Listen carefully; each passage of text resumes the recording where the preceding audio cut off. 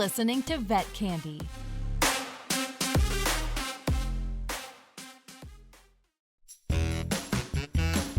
Hi, I'm Caitlin Palmer. Thanks for joining me today. This is the Desk Wench Confessions. Let me tell you a little bit about myself. I'm Caitlin Palmer, aka the Desk Wench. A desk wench is a profession very similar to a veterinary receptionist, only better. We deal with not only fractious felines and cranky canines, oh no, we overcome their human equivalents as well, Karen and Chad.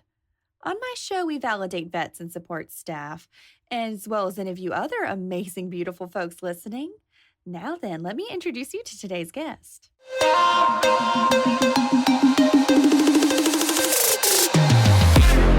We'll be right back with more Vet Candy.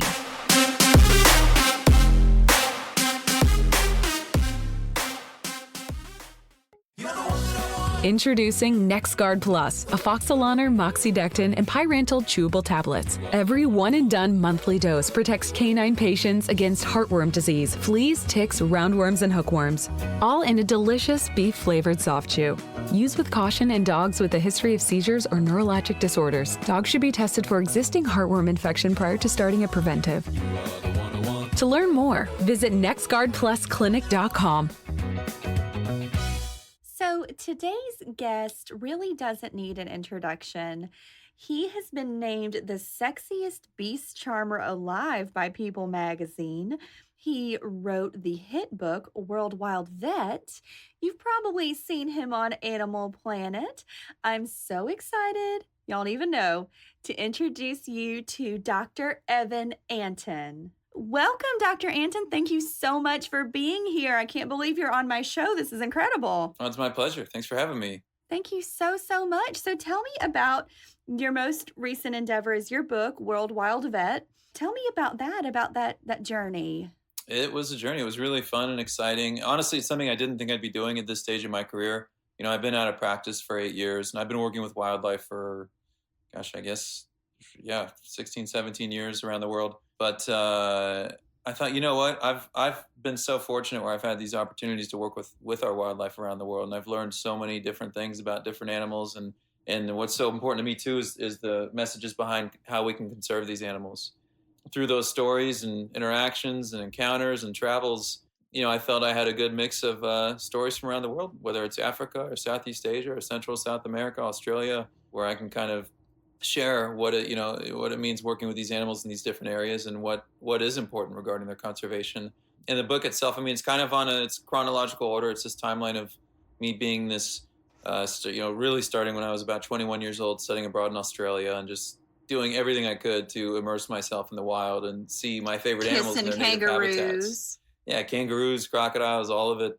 I was a little crazy then and did some things I maybe wouldn't do now in terms of the kind of maybe situations that could be a little risky, I guess, trying to work with or encounter certain animals. But just, going from that young wildlife nut basically to practicing veterinarian, where I, work with small animal and exotics here in LA and some wildlife, and then work with a lot of wildlife around the world and work with other conservationists and veterinarians, and just very passionate about what I do and very lucky to be able to do it.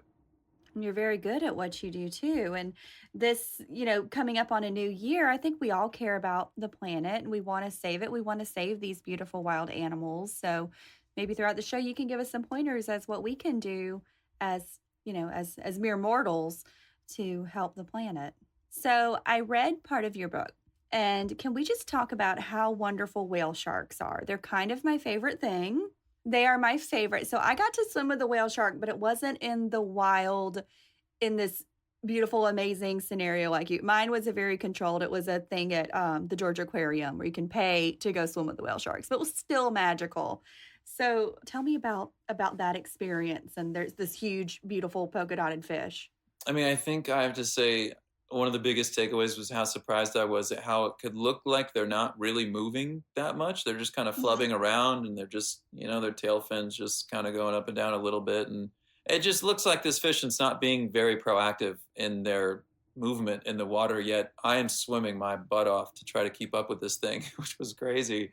They glide. They're so beautiful. They just kind of float.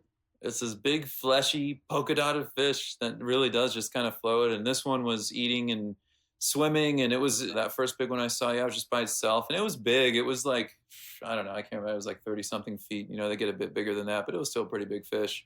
And yeah, I mean, swimming next to that big, massive mouth that eats such small things, but you could still fit into technically. It was pretty wild. I don't know. It's hard to put words in it. It's hard to describe that, when you're in the wild with this animal. And they're aware of your presence and they're completely okay with it. And you're just trying to keep up and just appreciating every single second of it.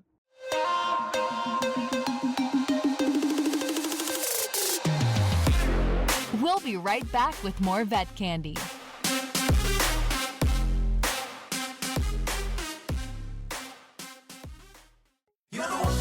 Introducing NexGard Plus, afoxolaner, moxidectin, and pyrantyl chewable tablets. Every one-and-done monthly dose protects canine patients against heartworm disease, fleas, ticks, roundworms, and hookworms.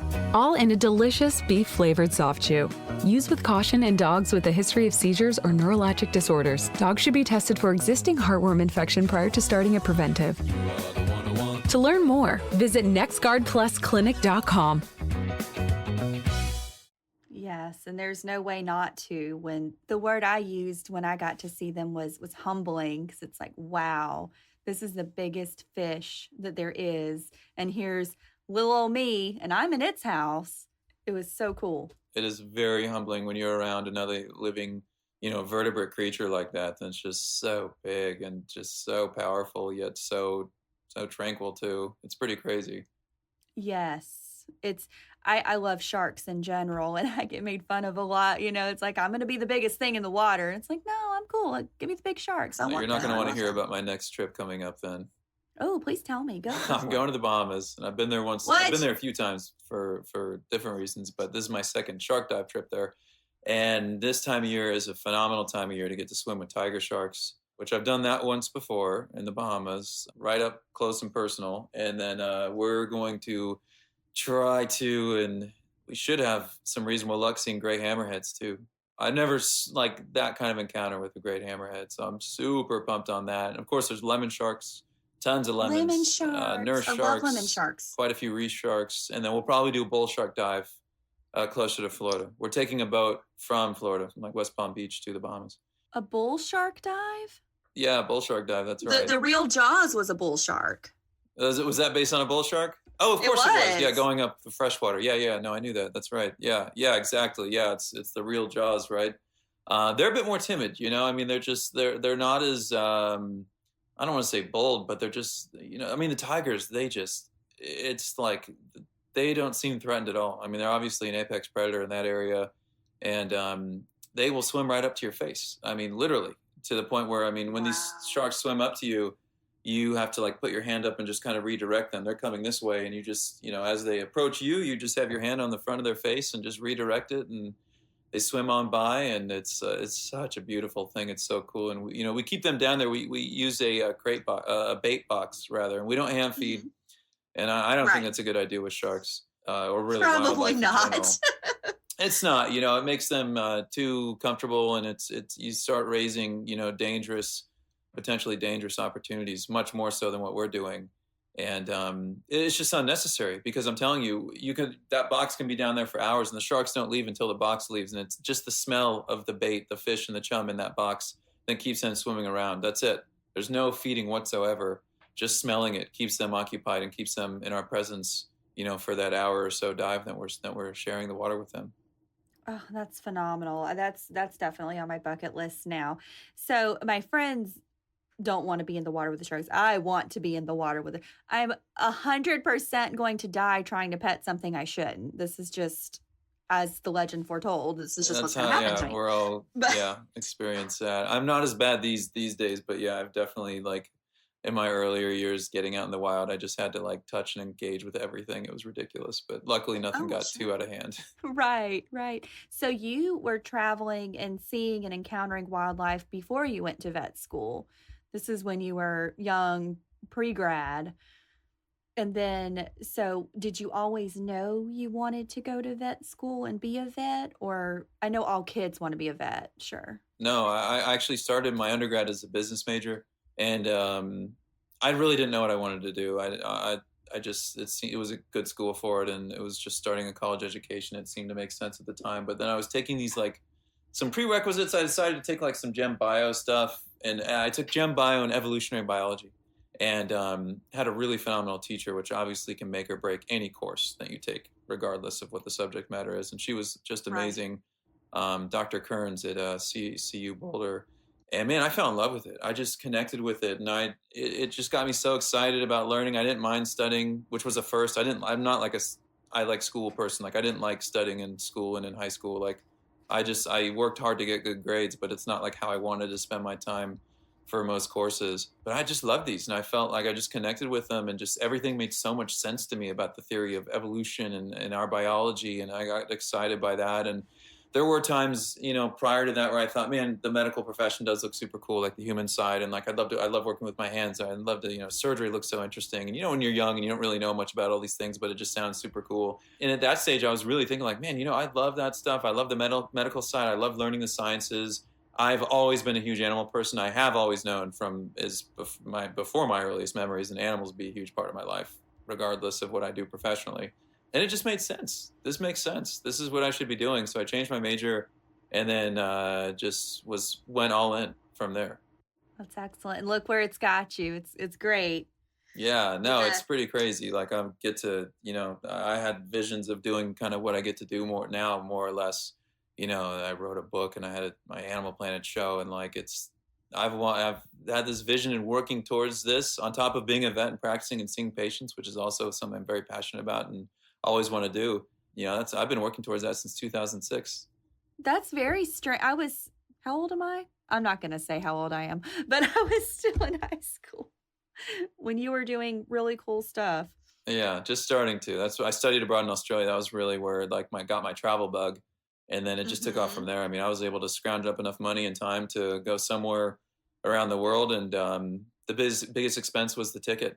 And then I was just, staying in hostels and eating canned food and just getting out in the bush and in the jungle and loving it, and just trying to work, spend some time with wildlife rescues and conservationists where I could along the way. Sure. That sounds like it must have been uncomfortable at times, and in camps and helicopters, and you're outside and you're hungry and it's hot. And was it just the thrill of being around the animals that got you through that? That's honestly exactly what it was, because I would find myself in the most disgusting places where like most people, there's no way you can convince a lot of people from like America to be okay sleeping in this room with this really gross stained holy mattress with rats crawling around you at night, literally. Like I've had rats crawling on my back and going into my luggage, and it was like, oh, okay, that's a thing. That's kind of weird, but it never ever led me to question whether or not I want to be doing this or why I was doing it. It was pure enthusiasm and just drive.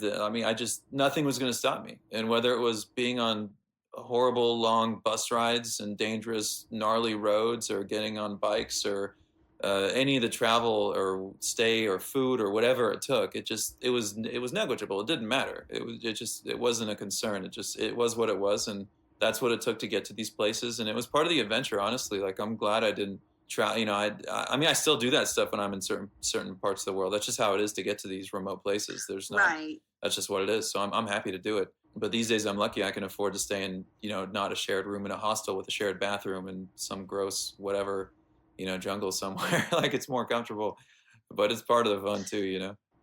Yeah, indoor plumbing is a must-have for me. It's funny you say that. I did another study abroad the year after I studied in Australia. So in 2007, I went to Tanzania. And Australia has a lot of parallels with the U.S. They're very similar in a lot of ways, culturally, and in terms of technology and being a developed country and everything. But then Tanzania, that's the first time I've been to a developing country, and been somewhere where, having, just like what you said, indoor plumbing. I mean, having water on tap that's temperature controlled out of every faucet in your house is a beautiful thing that a lot of the world doesn't get to experience. Not everyone has that. No, yeah. And I mean, just to have, like, it gave me so much perspective on what first world problems are versus problems that people have there, and just medical care and everything. Just getting food to eat for the day, I mean, is like most people in a lot of these places, they're just living day to day. It's just such a different experience on this planet, but it gives you a really beautiful perspective in terms of how different life can be and how lucky, I feel than I am. And it's good for, yeah, it's really neat. And the cool thing is too, even in the most obscure communities that I've visited, whether it's the Hadza or Maasai, like in Tanzania, or being in the middle of nowhere in Cambodia, I think humans still value a lot of the same things.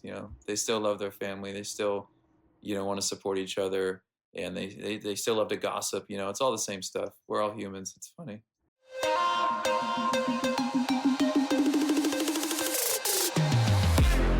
We'll be right back with more Vet Candy.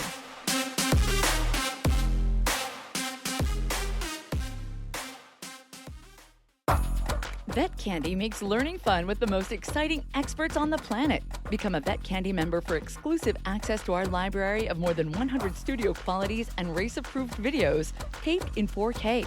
Say hello to streaming and goodbye to boring webinars with us. Plus, members can connect with specialists and licensed mental health care experts on our forums and get answers to your burning questions with our knowledge database. You can even create a custom learning plan, keep track of your progress, and track your CE credits all in one spot. Your personalized learning journey starts with us. What are you waiting for? Sign up today at myvetcandy.com. Absolutely. And they still love the animals too. Yes and no. Yeah. Well, right. And yeah, you're right. You're right. Some places they're just animals. It's not like that. Like the human animal bond isn't universal, actually. It's really not, or at least not in the same way that, most of us Americans look at it, where we will readily, take from our resources, whether it's time or money or space, whatever, to provide for our animals. Like, we don't think twice about it, on whatever level we can, and when I I remember when I first went to Tanzania and told them, yeah, I have a pet snake. I have a reptile that I intentionally have in my house and I pay money for, and I feed it and I take it to the vet if it needs to go to the vet, and I take care of it and I give it all the things that it needs to make sure it's in an appropriate habitat. Like, there just blows their mind, let alone doing that for an animal that you can really have a bond with, like a dog. It's not always like that everywhere. It's interesting. And, even somewhere like there, oh my God, this is a funny story. If you want a funny story, I did a week-long stay with the Maasai, which is like a subsistence farmer, kind of lifestyle where they have, different livestock they farm, and they live very, very simple. I don't want to come off as offensive, but it's simple in a lot of ways. It doesn't have all the, they don't think about health insurance or life insurance or right, all the bells and whistles that us Americans have. It's no electricity, nothing like that. It's very simple and day to day and everything. And they're afraid of everything, wildlife wise. They think every reptile is venomous and can kill you. And I'm like, no, listen, It's only certain snakes, and none of the lizards here are a concern whatsoever. You got nothing to be afraid of. And I caught this little gecko, and I was trying to explain that to them and show them a whole crowd around, people around me, all these different kids and teenagers and adults, and they're just thinking I'm insane for touching this animal. And I'm like, listen, I'm going to show you. I'm going to prove to you guys right now. I'll get bit. I'm going to take one for the team. I'm going to let it bite me on the face. And you're going to see I'm going to be fine. Where everybody's going to be fine. So I take this gecko and I put it up to my lip or my nose. Maybe it was my lip. And I had it bite me right on the mouth. And they're like, oh, gasping and screaming and freaking out. And I'm like, see, I'm fine. It's hanging on there for a minute. It eventually lets go. I'm holding it. I put it back where I found it. And I show them I'm fine. And that was not enough to convince them. So instead of being convinced this animal's harmless, now, this tourist Evan here, he's some sort of white devil. He's on some voodoo shit or something. So they just became afraid of me, some of them. So it didn't help. That's so interesting. I wouldn't have thought of that because I would have done the same thing. See, it's fine. Okay, that didn't even occur to me at the time. I'm like, this is going to be great. They're going to be like, oh, lizards are cool. I'm going to chain y'all, be able to. I love lizards. But no, when you go I'm foreign to them. Some of these people see foreigners and white people every so often, but it's not like a super common thing. And then for me to just come all of a sudden and do that, in hindsight, it's crazy that I thought I could change your opinion so fast, really. Yeah, that's fair. I can definitely see that. It's funny you talk about geckos biting. Just the other day, I was at like a herp exotic show, and I was taking, I want everything. I'm the girl. I want snakes. I want that lizard. I want that tegu. I want this gecko. I would like one of everything, please, except the birds. And there was a little guy, and I was asking permission to take pictures, and videos of the animals. And I think he just assumed I said, "Can I hold it?" Because I'm sure he gets that all the time. And next thing I know, I'm like, "Can I take a picture of this gecko?" It was a gargoyle gecko. Gorgeous, so cool. And he says, "Yeah, can you just sanitize your hands?" And I was like, okay, because I just asked to take a picture. I'm like, "Oh, okay, whatever." And next thing I know, he's handing me this gecko, and I'm like, "Well, I just met you, and I love you." And so, I'm holding it, and I've never held one before, and it went to jump, and I went to go cup it in my hand, and it bit me. And he says, "It has never bit anybody. I'm so sorry." I'm like, "Oh, that's so cool." Well, they jump, and I'm holding it, and I don't know if you can see, but it went to jump, and I did like that, like I cupped it. And I guess I scared it, and it bit me. And he's, "Oh my God, I'm so sorry." And I'm like, "Oh, it's cool. It's fine. I'm going to die getting bit by something I shouldn't be petting. So this is fine. It's practice for me. I'm fine with this." It's your introduction to all that, right? Yeah, it was kind of an honor. It's like a rite of passage, like getting thrown off a horse. It's like, oh, good. Now I can call myself an equestrian. There you go. Exactly. So now you're kind of like a little Herp Jr. Where was this show? Like what? This was in Slidell, which is near New Orleans. Yeah, I mean, I think It was like were there any it like was like venomous snakes there or some pretty wild stuff? They did, yes. Yeah, they those had shows can be pretty wild in that rattlesnakes. part of the country. It's not like that in California. Most of those aren't legal. Really? No, Yeah, you they can't had bring like straight up green vipers and rattlesnakes. One cobras was and mad rattlesnakes. rattling. No, it's Woo. nothing like that. You'll get some cool monitor lizards and some obscure, different pythons and different snakes and some other geckos and all that stuff. But no hots, no crocodilians. No. But I texted my husband. I said 2 words, gargoyle gecko. And he responded, no. I was like, well, this is bullshit. Well, I You know don't tell you your would, wife and I no always tell ever, people do you? this, and people listening, if you do think about getting a new pet and it's just something you're excited about and hadn't been exposed to prior, I always say, please, for you, and more so for the animal, do your research, know what you're getting into, know what the needs of Oh, this animal are, absolutely. the diet, the temperature and humidity requirements for a gecko like that. A lot of these reptiles and animals need UV light, so we got to get them sunlight or some specialized supplemental bulbs, and all that stuff. Super, Right. super, super important. And these pets do great. A lot of them can do great in captivity if their needs are met. And a lot of the patients I see at the hospital are because their needs aren't met. And it's people that Sure. didn't do their homework and maybe were impulsive. And then they have this Right. animal that's struggling and has health issues because it's not getting the right diet or the right, humidity or whatever it is, Sure. Yeah, no, on a real note, please do your homework before you bring home any pet, but especially something like that. I didn't buy the gecko, you guys. I wanted to, but Well, I trust you. didn't. You know what you're doing. You work with animals. You're not going to, do this guy wrong, but, so many people do. They do. And I get it. They're cute. You see it, you want it, you buy it. And it's like, oh, well, buying the pet is the cheapest part of having the pet. Now you have to buy its enclosure. Now you've got to buy it. And with these you shows, gotta I think do it's that. how a lot of them make the money. And I don't mean this in a way I'm not trying to be negative to them, but I don't know. It'd be hard for me to sell animals and just not know anything about you. I made this life and I'm, or facilitated that. And I'm now giving it to you and I know nothing about you or how you're going to provide for this animal. Right. That's weird to me. It's a little tough. It would give me terrible anxiety. And I felt bad for the little guy because I think he really thought I was going to buy this lizard. And I was like, no, I just wanted to take a picture of it. But this is great. I'm not complaining, but here's your lizard back. Yeah. A lot of reptiles find themselves the doomed, short-lived life that come from those shows because they're full of impulsive, uneducated Right. buys, and nobody's saying, "Hey, do you know what you need to do? Take care of this." Right. Yeah, not to be a downer, but yeah, that's. Yeah. Oh, I'm glad you held a that's gecko. true. I did. It was so cool. I got bit twice by a gecko. I'm the only person who would brag about that. We got to graduate you. I think it's a probably- snake next time. Probably a snake. I haven't been bit by a snake. I've handled a few of those before. Haven't been bit yet. It's coming. It's time. Don't worry, unless it's venomous, the snake bites aren't bad. I'd rather be bit by the animals than snakes eat than bit by the snake itself. Being bit by even a small rodent, like a little mouse, it's like being bit by a staple Infection. remover, Whereas the snake, they got a bunch of teeth. You might bleed a little bit, but they're so skinny, they don't bite down hard generally, and it's not that big of a deal.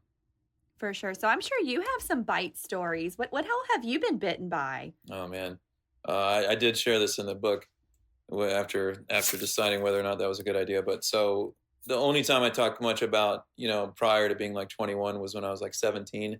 I did take a zoology course my senior year of junior year of high school, and man, I loved it. It was like by far my favorite course in high school. Another great teacher, and just learning more about the natural world and its wild, its animal inhabitants, the animal kingdom, and zoology was super fascinating and fun. And it Love reconnected me zoology. with like my childhood, early youth, where I was always spending time in my backyard creek as a young kid. Always, that's all I did. I just looked for snakes and turtles and insects and whatever I could find, and frogs and whatever. And then in middle school, high school, more social life, sports, whatever. And then like that later in high school, took that course. So I started snake hunting and looking for snakes again. Now I was lucky I had a car, and I'd go beyond my backyard and find some cool spots. You went herping. Went full on herping, found my first copperhead, this big adult, and it was just so beautiful. I couldn't not take it home. It was so stupid. But I had to I wanted to get some pictures of it and just appreciate it for like a few days or something, and then just put it back. I wasn't going to keep it forever or anything. Anyways, long story short, the snake was really mellow. I got too comfortable and was just kind of like scoping it out and didn't realize how close I was, and I got bit by it. I got bit in the nose. And Oh no. yeah, that was my worst bite. Luckily, I mean that's not a good one, but it could be worse. Yeah, no, I mean luckily that's not a terribly venomous pit viper compared to a lot of our rattlesnake and other species, And I'm also lucky our local hospitals, we have anti-venom. I got treated. I don't have any like super severe permanent issues with it. In severely cold weather, my nose is at higher risk of getting frostbitten, and I've seen it turn white. But other than that, Wow. it's fine. So yeah, that I got a decent crocodile bite, like 5 foot something Nile crocodile bit my forearm and like opened me up, but no permanent damage. I had a big hole in my forearm where I could see my tendons moving around like back and forth. Oh, and that's cool. Yeah, digital flexors moving up and down. I'd have been doing that just like, look how cool that is. Yeah, right. Check this out. Open my forearm up. I've had some kind of nasty cat bites and got infected and were pretty, just not fun and painful. Some dog bites through fingernails and stuff, and a bunch of reptile bites. Through fingernails? Yeah, I remember I was a pre-vet school, I was a vet tech. I think this happened as a vet too. Had a sedated dog, was looking in his teeth, and I do know this as a vet and knew this then. A bite, is the last thing to go when it comes to sedation and anesthesia. And a lot of the dogs, they're not consciously aware. It's like why we tell owners don't get near the mouth for seizing dogs, because they're if they're having a real seizure, a grand mal or something like that, they're totally out of it. But they could still bite, even if it's a dog that would never in their conscious mind bite anything, and they're total sweethearts. Anyways, yeah, I think I had a sedated corgi or something, and he just like bit through my thumb. Found some rough talons, like birds of prey, getting through their talons through the gloves. Had an owl like get pretty deep into my thumb here, like on my thumb pad or whatever you want to call it. Oh, you're lucky that didn't really mess you up. Yeah, I know. I mean, a lot of this stuff could have gone south. I've had a nasty mouth rot 17-foot python give me a bite on the forearm, and I was like, oh my god! I just got 70 little sub-Q injections of infection in my arm, and was worried that could get bad, and I cultured it on my own dime just to be on the safe side, and it wasn't anything too sketchy. No, luckily that's pretty much the worst of it that I can think of, at least.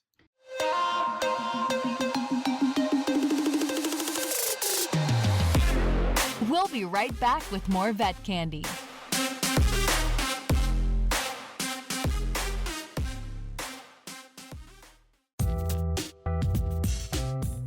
Hey, this is Dr. Quincy Hawley, and I'm here to tell you about a new show. It's Vet Candy Rounds with the Hawleys. That's right, Dr. Tierra, the love of my life, and I have teamed up to bring you the most fascinating cases in the world. Check us out on iTunes, Spotify, or a podcast platform of your choice, only on Vet Candy Radio.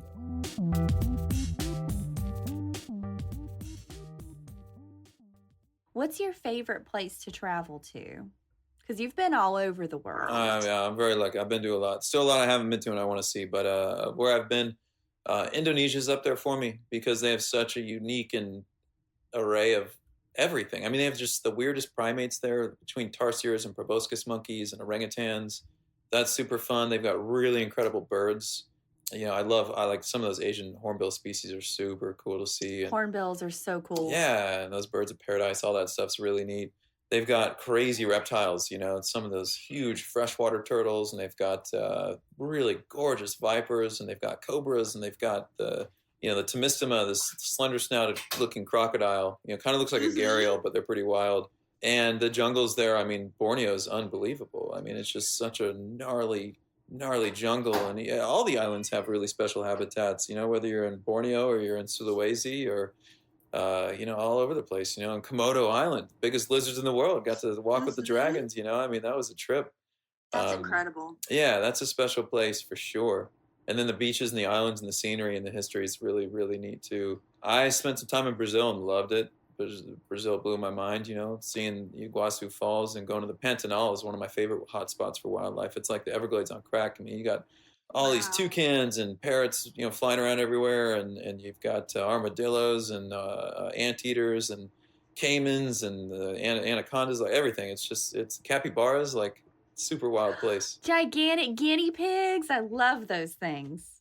Some people eat them. Did you know that? I'm not surprised. I mean, honestly, people eat everything. Anywhere you go, there's somebody's eating it somewhere, basically. I love visiting Africa, like whether it's up in East Africa and where you're getting in some of those forests, hiking with some of the gorillas, or working with chimps in the Congo, or other parts of East Africa with their more traditional, iconic African wildlife with the big cats, the lions, and the elephants, and all that. And South Africa, getting to work with rhino. That's one of my favorite species to work with. Rhinos. That's my husband's favorite. We love rhinos. They're special animals. They're really something else. What kind of rhino did you get to? Most of my work with rhino has been with southern white rhino and then eastern black rhino. What we can find in different parts of southern and eastern Africa. I've gotten some hands-on stuff with Indian rhino, and I've seen them in the wild actually in Nepal. That was super cool. But yeah, most of it when I'm in Africa, it's mostly northern white, and then some of the black rhino we come across. I can't even imagine. That's so cool. Yeah, big white rhino male is pretty unreal. And you see a big, beautiful animal. It's, hovering around 6,000 pounds. It's pretty crazy. Wow. And it's an animal tank. They're crazy. They're so cool. So tell me about, you also practice in a vet clinic and you treat small animals, which are dogs and cats and exotics. So like your bearded dragons and whatever. So obviously you're kind of a celebrity. So what's that dynamic like between you and your staff or you and your clients? Because everybody knows who you are. Does that make it weird? Is it fun? I have fun with it. I mean, I think I really enjoy it. It's the Conejo Valley Vet Hospital. It's outside of LA. And I've always been really proud to work there. I've been there since I graduated. And it's, it's a really lovely hospital. I get along great with my staff. I think we practice, solid medicine there. And it's cool too. I mean, not like in the vet field, I guess I say this humbly, like a lot of people are aware of my work or whatever. But when I'm into hospital, like there's still a lot of people that don't know who I am. And so it's fun also to go to work and, a lot of my patients and pet parents do know who I am, and a lot don't, or at least they are good at acting and they don't say anything. And I don't know after our appointment whether or not they're familiar with me or not prior to our appointment. But it's chill. It's fine. Like, it's good. I mean, sometimes people are a little weird. Sometimes people come in and I really don't think their pet was sick, and I think, they like just wanted to producers meet come in you. like that, or they just want to meet or whatever. And they're nice. It's cool. Like, whatever, they want to pay for an They're appointment. like, I'll pay an exam fee to meet you. Sure. Yeah. So it's all good. But it's been, if it adds anything, it's like positive things overall. It's cool. Sure. Absolutely. It's kind of a joke with us and everywhere, I'm sure. But what the client tells me when they check in versus what they tell the technician versus what they tell you is something totally different. And they'll fuss at me. They'll fuss at the technician, trash talk the doctor. And then when the doctor walks in, it's, it's really not that bad. Thank you for looking. It's like, really? It is wild. It's like, I mean, you see that so many times from any one of our perspectives. Yeah, of course. I mean, I'm open with my staff, and I have a good relationship with them, and they talk, and they're professional. But like these people that do this, these pet parents that come in and do this, like, you realize, like, we talk to each other. Like, I know that you treated, my receptionist like shit.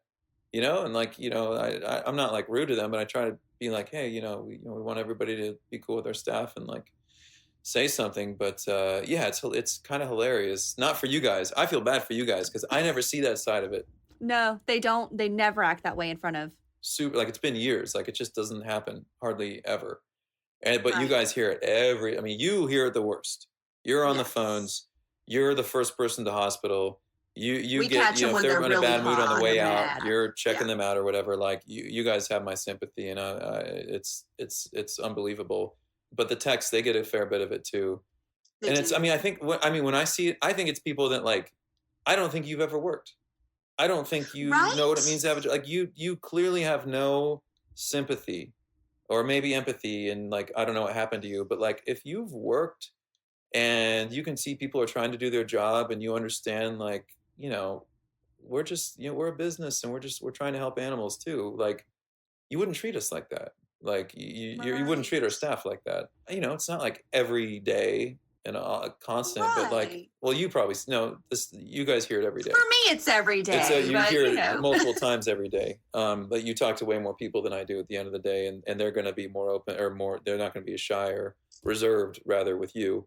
I don't know what else to say. It's like you don't have perspective. Sure. Because I don't think you would behave like this if you did. And I don't think people realize if you're nice to me, I'm going to go out of my way for you. And that's the funny thing too. And that's how I operate too. And even if I feel like somebody's not treating me right or doing things right, I don't go off and I don't immediately go to like difficult mode. Like Sure. I know even like it's in our best interest to be as kind as possible to get what is best for us. So even if I'm looking at it in a selfish way, it's like, this is in my best interest not to be a jerk. Because if I'm a jerk, it's less likely that I'm going to get the service or whatever it is that I need, that I'm paying for, that I need from you guys. So that also blows my mind. It's like, we're not going to want to go out of our way for you when you treat our staff like this, bro. Like, what are you doing? Right. It's like, you know what? Sorry. You know, I'm enforcing that policy. I'm out of coupons. Sorry.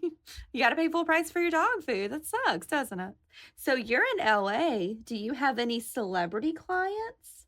Yeah, we have some, like, we for sure have some in the area. Not as much if I was practicing like in the middle of like Beverly Hills, I'm sure. But yeah, I mean, we do have a bit of clientele coming from like Calabasas and that area, and they'll drop in. And although, I mean, the ones that I've had, they've been great to work with. And I mean, a lot of the bigger ones, it's rare that you meet those people because they have busy lives or private lives or whatever it is. And so it's often the challenge, if anything, that I've seen with that has been I'm communicating through their help or assistant Right. or their somebody else that like kind of helps them do their day to day, and they're not as clear as like what is really our problem, or what's going on, and so it's harder to get a really solid history, when I'm talking to them. It's like the people, the husband brings the dog in and you're trying to get a medical history and he's like, I don't know. I was just told to bring the It was dog. limping or like seemed like it didn't eat last night. Like, I don't know. And I'm like, okay, Yeah. Jesus, dude. I think it's fine. And it's like bleeding. It's like, it's fine. Okay, so this is another thing I wanted to say. When you walk into an exam room, you should be like, hi, I'm Dr. Antin. I'm also the sexiest beast charmer in the world. People magazine called me that. How can I help you? Yeah, no, I mean, I'm pretty humble by nature, and I've never ever referred to myself as that on anything that I do personally or introduce myself in that way ever. Like, I couldn't Why not? do I'm that just kidding. seriously. Yeah, it's like, I Yeah, mean, hey, no, more no, power for to real, you if you that's not can. Like, you should, promote yourself and whatever, but like, I just can't with that. I can't take it too seriously, You can't even joke with this guy. Come on. So that's so cool. You have celebrity clients. You did Evan Goes Wild, which is wild. You get to do all kinds of cool stuff. That's so cool. Yeah, no, like that was like doing that show, Evan Goes Wild, that was like my dream show. That was what I envisioned more or less, almost 15 years before I actually did it. It was so cool. It was so rewarding and it was crazy. Yeah, I loved it. It was a lot of fun. Sure. So before we wrap up with the new year coming up, we're all about saving wildlife, saving animals, saving the planet. What can we do just as people to help? Yeah, I mean, it's from everything to being an intelligent consumer to being an intelligent traveler being intelligent and, selective in how you're on social media. When it comes to being a consumer and really social media, really all this stuff, anywhere you put your money, you're basically casting a vote, and when you see a video of a chimpanzee playing on Instagram and you like it or you comment or you share or whatever, you're growing that profile, and the reason why something like that example is concerning is because seeing chimps in the context of looking like pets fuels the illegal chimp poaching, fiasco that we have in Central and in Equatorial Africa. And these animals are, taken as babies from the wild. Their entire families are killed. They're sold illegally, these black markets to the Middle East and or Southeast Asia to be pets or in these really shitty roadside zoos or whatever it is. It's bad news. And so and I think most people don't realize it. The people that are engaging with this kind of content, if they had any idea, then it was seriously adversely affecting their wildlife counterparts, they wouldn't do so, and they don't realize it. But just, if you're aware of that, or maybe if you're learning something now, great. If you're aware of it and you see your friends or people doing that, or you just want to put that message out there, that helps. And like, social media is fun. I want it to be fun for people. I don't want to be a bummer, but this is just the reality. And so I want you to enjoy social media. I like to go on social media and just peruse and laugh and whatever. But, being smart, there's the same thing with being a consumer. I know it's not easy or always affordable to avoid, mass-produced, animal products, when it comes to, a big part of a lot of people's diet. And things need to change. But unfortunately, it is the more affordable option for a lot of people. And if they want to have meat in their diet, that's the only way they can afford it.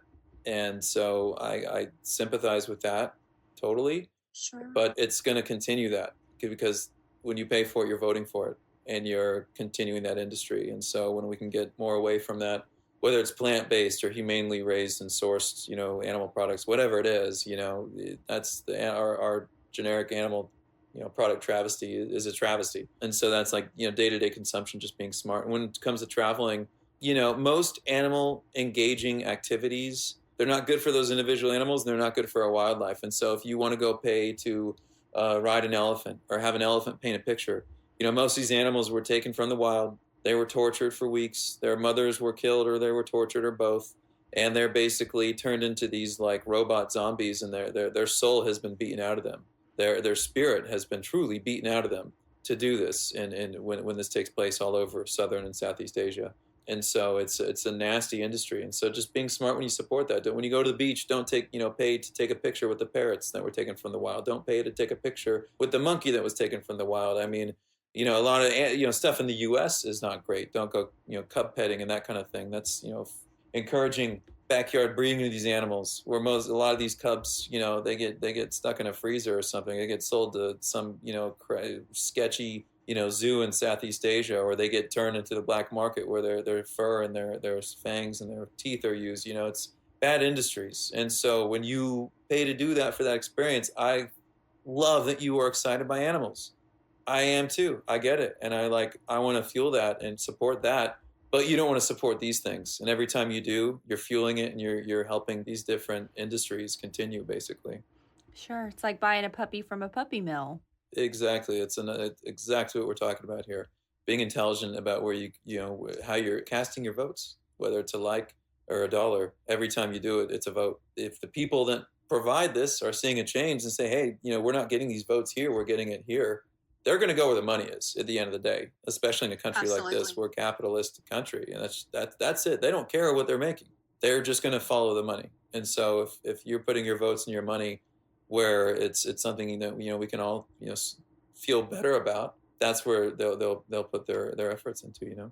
Sure, that makes sense. I was actually going to ask you about cub petting because Tiger King was a phenomenon, and that was a big thing, was cub petting. And I'm sitting there thinking, why is that bad, giving people these experiences with these babies? But you're right. What do you do with them when they're not a cub anymore? Right. You can only legally pet cubs. And I think it might vary in one state to another, but usually it's 8 to 12 weeks, maybe 16 weeks or something. I'm not sure. But usually it's 8 to 12 weeks. Now you have a big cat that needs to be fed. And now it's going to be sold to a crappy zoo. It's going to be euthanized. It's going to be sold abroad. It's going to be sold to the black market. All these I mean, you saw Tiger King. Yeah. Like these aren't people we want. That are the ones that are caring for these incredible animals. Like that's not good. And so again, I love that the reason that people do this stuff is because they love the animals. They're excited. Like that's cool. That's why we love animals. I get it. But we just we have to be smart about how we go about it and where we want to who we want to support and who we don't want to support through our dollars. Yeah, the intention is kind, but the outcome isn't what you want it to be. Absolutely. It's not what you there's a lot of think it ignorance out is. there, and I don't mean that in like a shameful, disrespectful way. Sure. People just don't know. And you don't know until you're told. So listeners, now you know.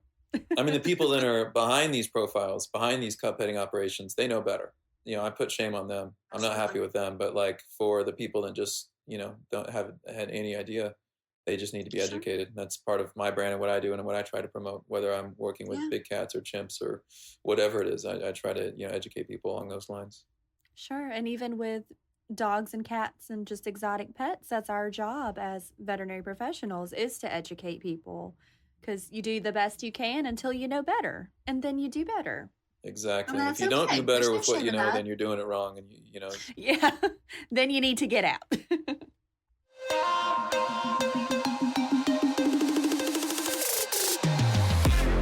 We'll be right back with more Vet Candy.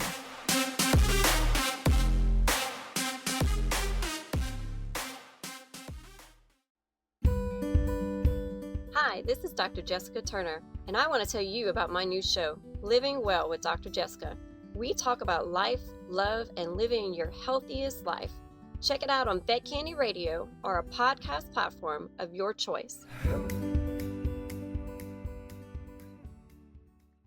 Well, Doc, this has been great. Thank you so much for being here. I appreciate it. I know you're a busy man. You're a big deal, and you're on my little podcast. So thank you so much for taking the time to be here today. Oh, it was my pleasure. Thanks for having me on. I appreciate the conversation. Thank you so much. Now, if our listeners want to get in touch with you or read your book, and you should, or follow you on social medias, where can they do that? You can follow my social media at Dr. Evan Antin. So it's Dr. Evan Antin on Instagram. It's Evan Antin on Facebook. And the book is available major retailers on audiobooks if you want like audio. And I read it myself. So you get to hear all my personal stories from yours truly. And then it's on Amazon. It's at Barnes & Noble.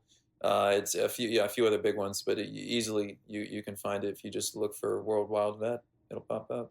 Yep. And we'll put a link in the show notes as well, so anybody can just click the link, because that's easier, let's be honest.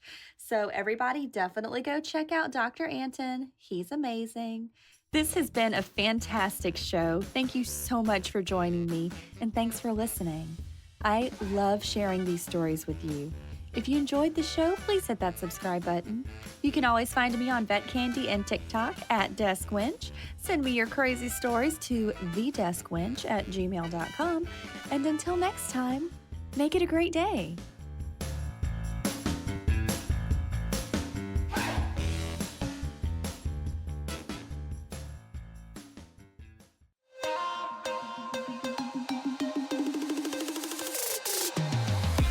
It's Vet Candy. Vet Candy. It's Vet Candy Radio.